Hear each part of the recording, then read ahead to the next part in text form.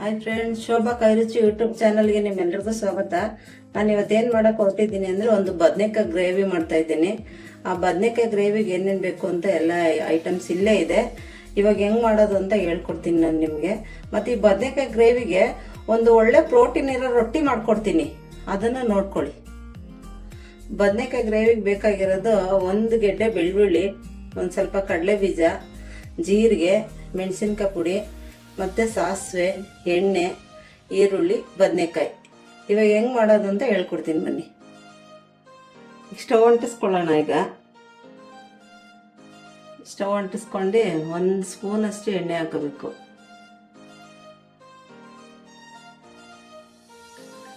ಎಣ್ಣೆ ಕಾಯ್ದಿದೆ, ಸ್ವಲ್ಪ ಹಾಕೋತೀನಿ ಎಣ್ಣೆ.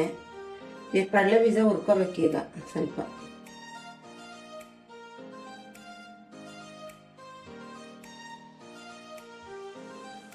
ಕಡಲೆ ಬೀಜ ಹುರ್ಕೊಂಡು ಬೆಳ್ಳುಳ್ಳಿನ ಹಾಕ್ಕೊಳ್ಬೇಕು. ಇದ್ರ ಜೊತೆಗೆ ಸ್ವಲ್ಪ ಇವೆರಡು ಹುರ್ಕೊಂಡು ಬೆಳ್ಳುಳ್ಳಿ ಎಲ್ಲ ಪೌಡ್ರ್ ಮಾಡ್ಕೋಬೇಕು ಅಂತಾರೆ. ಅದು ಚೆನ್ನಾಗಿರುತ್ತೆ. ಇದು ಗೊಜ್ಜು ಒಂಥರ ಗ್ರೇವಿ ಥರ ಇರುತ್ತೆ. ಈಗ ಇದು ಫ್ರೈ ಆಗಿದೆ.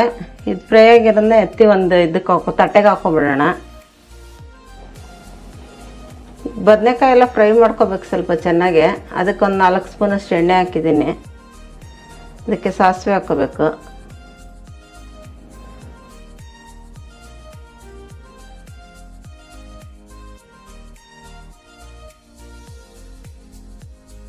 ಸಾಸಿವೆ ಎಲ್ಲ ಚಟ್ಪಟನ್ ಚಿಡಿಬೇಕು. ಕರಿಬೇವು ಹಾಕೊಂಡಿದ್ದೀನಿ. ಈರುಳ್ಳಿ 1 ಕಪ್ ಅಷ್ಟು.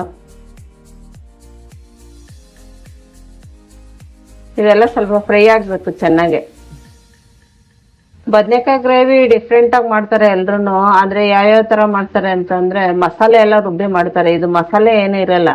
ಇದು ಡಯಟ್ ಮಾಡೋರಿಗೆ ಚೆನ್ನಾಗಿರುತ್ತೆ. ಇದಕ್ಕೊಂದು ಡಯಟ್ ರೊಟ್ಟಿನೂ ಮಾಡ್ಕೊಡ್ತೀನಿ, ಪ್ರೋಟೀನ್ ರೊಟ್ಟಿ. ಬದನೆಕಾಯಿ ಹಾಕ್ತಾಯಿದ್ದೀನಿ. ಒಂದು ಅರ್ಧ kg ಬದನೆಕಾಯಿ ತಗೊಂಡಿದ್ದೀನಿ ನಾನು.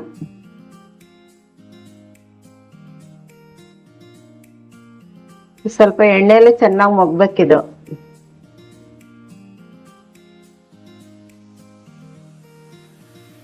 ಇದಕ್ಕೊಂದು ಅರ್ಧ ಸ್ಪೂನ್ ಅರಿಶಿನ ಪುಡಿ ಹಾಕ್ಬೇಕಾಗತ್ತೆ. ಮತ್ತು ಉಪ್ಪು ಹಾಕ್ಬೇಕಾಗತ್ತೆ ಒಂದು ಸ್ವಲ್ಪ ಬೇಯೋದಕ್ಕೆ. ಕಲ್ಲುಪ್ಪು ಒಂದು ಸ್ವಲ್ಪ.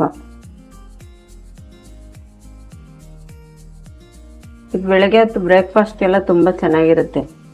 ಇದು ಉತ್ತರ ಕರ್ನಾಟಕ ಜನ ಜಾಸ್ತಿ ಮಾಡ್ತಾರೆ ಇದನ್ನು.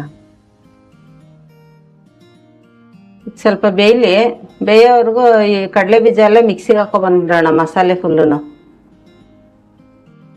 ನೋಡಿ ಫ್ರೆಂಡ್ಸ್, ಮಿಕ್ಸಿಗೆ ಹಾಕೊಳ್ಳೋಣ. ಅವಾಗೆ ಹುಣ್ಸೆಹಣ್ಣು ತೋರಿಸಿತ್ತಿಲ್ಲ, ಈಗ ಒಂದು ತೋರಿಸ್ತಾ ಇದ್ದೀನಿ. ಸ್ವಲ್ಪ ಹುಣ್ಸೆಹಣ್ಣು ಹಾಕ್ಕೊಳ್ಳಿ. ಮತ್ತು ಕಡಲೆ ಬೀಜ ಎಲ್ಲ ಮಿಕ್ಸಿಗೆ ಹಾಕ್ಕೊಳ್ಳಿ. ಮತ್ತು ಇದಕ್ಕೆ 1.5 ಸ್ಪೂನಷ್ಟು ಮೆಣಸಿನ್ಕಾಯಿ ಪುಡಿ ಹಾಕಿದ್ದೀನಿ.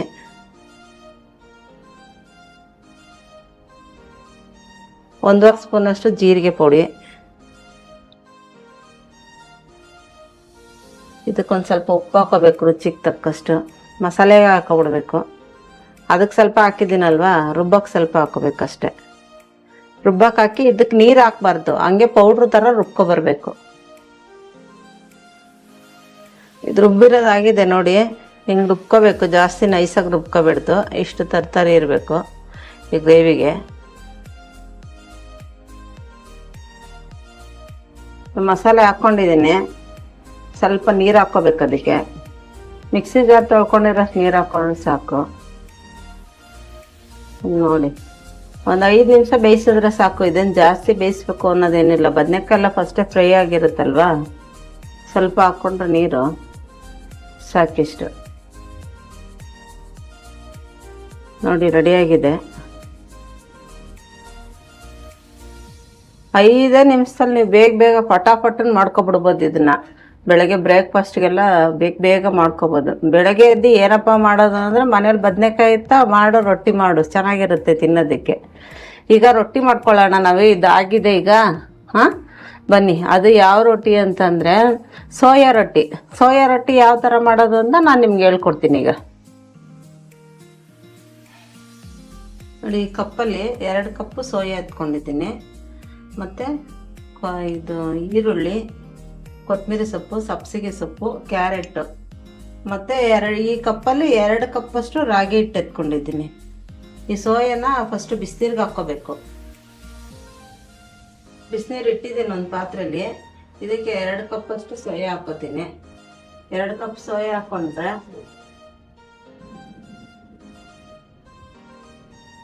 ಒಂದೇ ಒಂದು ಕುದಿ ಬೆಂದರೆ ಸಾಕು. ನೆನೆಸ್ಕೋಬೋದು, ಆದರೆ 2 ಕುದಿ ಬೇಯಿಸ್ಕೊಂಡ್ರೆ ಸಾಕು.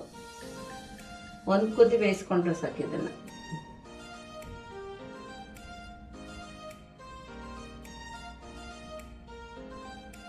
ಇದೊಂದು ಕುದಿ ಬೇಯಲಿ.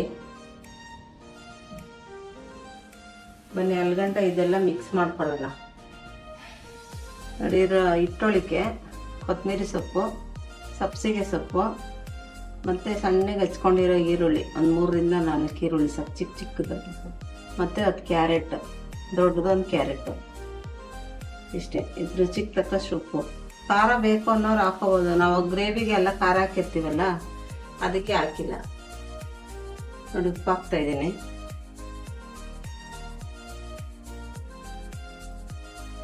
ಸೋಯಾ ಹಾಕ್ಬೇಕಿದ್ದಕ್ಕೆ ಇನ್ನು ಹಾಕೋಣ. ಇದೆ ಈಗ ನೋಡಿ, ಸೋಯಾ ರುಬ್ಬಾಗಿದೆ. ಇದು ತೊಳೆದು ಚೆನ್ನಾಗೇ ನೆನೆಸ್ಕೊಂಡಿದ್ದೇನೆ, ಮತ್ತು ಎಲ್ಲ ರುಬ್ಕೊಂಡು ತಂದಿದ್ರೊಳಗೆ ಹಾಕಿದ್ದೀನಿ ಪಾತ್ರೆಗೆ. ಇವಾಗ ಇದು ಚೆನ್ನಾಗಿ ಮಿಕ್ಸ್ ಮಾಡ್ಕೋಬೇಕು. ಉಪ್ಪು ಆಲ್ರೆಡಿ ಹಾಕಿದ್ದೀನಲ್ವ ನಾನು, ಅವಾಗೆ ಚೆನ್ನಾಗಿ ಮಿಕ್ಸ್ ಮಾಡ್ಕೋಬೇಕು.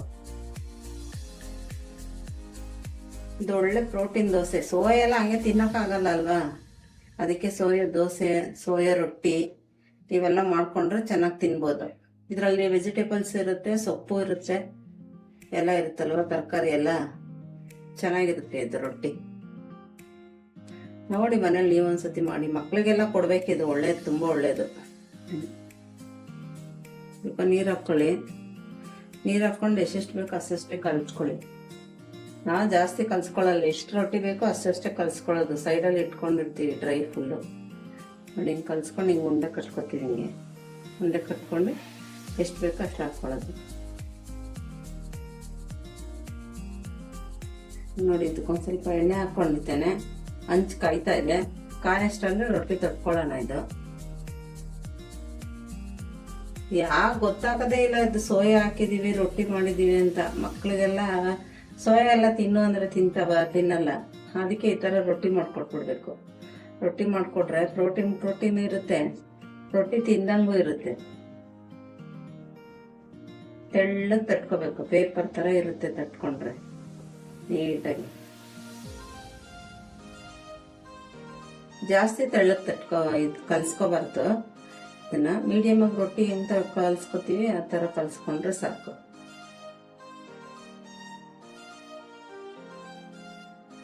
ನೋಡಿ, ಎಷ್ಟು ಚೆನ್ನಾಗಿ ಬರ್ತಾ ಇದೆ ತಟ್ಕೊಂಡು. ಹಂಚು ಕಾಯ್ದಿದ ತಕ್ಷಣ ಹಂಚಿಗೆ ಹಾಕ್ಬಿಡೋಣ. ಇದು ಹಂಚು ಕಾಯ್ದಿದೆ, ಒಂಚೂರು ಎಣ್ಣೆ ಹಾಕೊಳ್ಳೋಣ ಹಂಚಿಗೆ.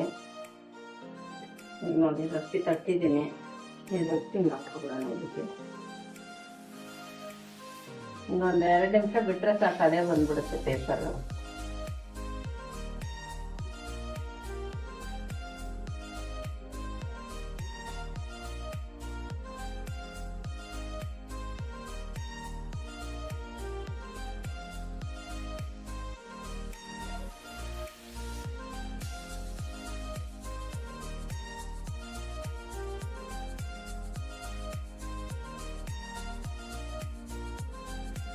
ಎಣ್ಣೆ ಹಾಕೊಳ್ಳೋಣ ಮೇಲೆ.